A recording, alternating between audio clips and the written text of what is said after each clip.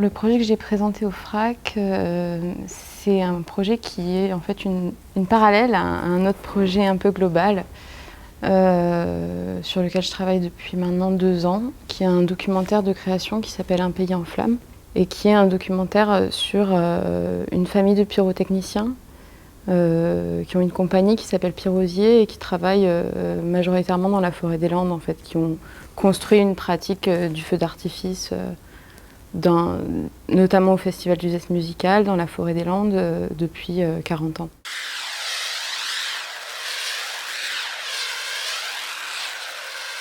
Et donc moi j'avais ce projet avec cette compagnie où j'avais envie de les suivre et de travailler avec eux. Qu'est-ce que ça veut dire faire du feu, les différentes formes du feu, toute la puissance d'évocation qu'il y a avec le feu d'artifice et le feu en général. Et puis aussi, qu'est-ce que ça veut dire faire du feu dans une forêt qu'on connaît pour avoir vécu des incendies assez dévastateurs. Pour l'appel à projet du FRAC, je leur ai proposé un dispositif un peu spécifique qui était de faire des portraits d'eux où ils se mettaient en scène avec le feu d'artifice, en fait, en travaillant particulièrement l'activation manuelle de l'artifice, parce que maintenant il y a beaucoup d'électricité, en fait, tout se passe par ordinateur, par déclenchement automatique, etc. Et en fait, eux, ils ont quand même un attachement à l'allumage manuel, à qu'est-ce que ça veut dire l'humain dans la pratique du feu.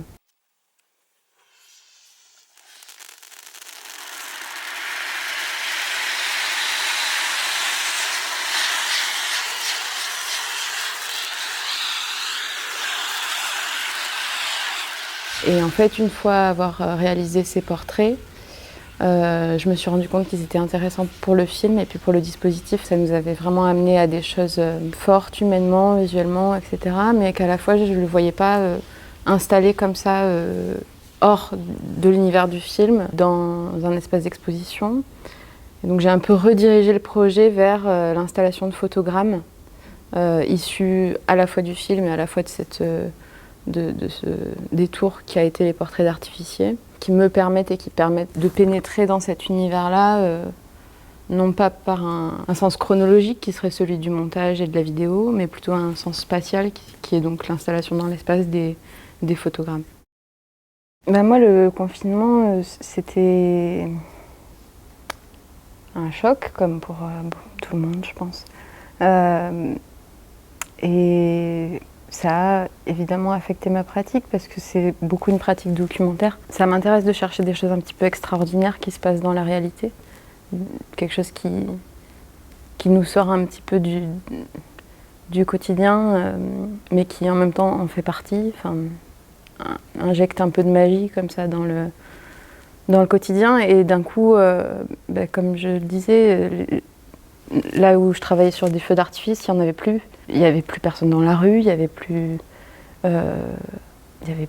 rien à filmer, quoi, d'une certaine manière.